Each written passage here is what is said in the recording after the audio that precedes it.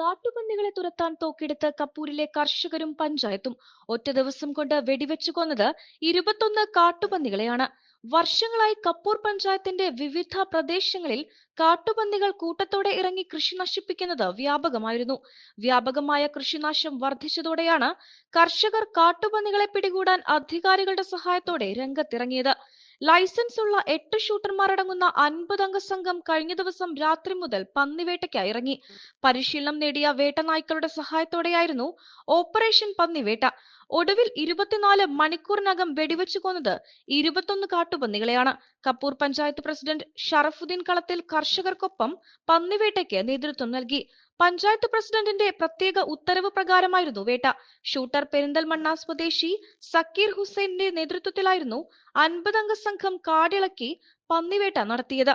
വർഷങ്ങളായി വ്യാപക കൃഷിനാശം സഹിച്ച കർഷകർക്കും ആശ്വാസം നൽകി 21 പന്നികളെയാണ് സംഘം കൊന്നൊടുക്കിയത്.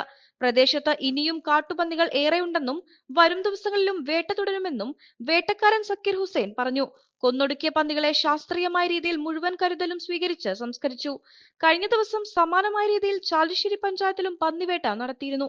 10 പന്നികളെയാണ് ചാലിശ്ശേരിയിൽ ഒറ്റ ദിവസം കൊണ്ട് കൊന്നുതള്ളിയത്.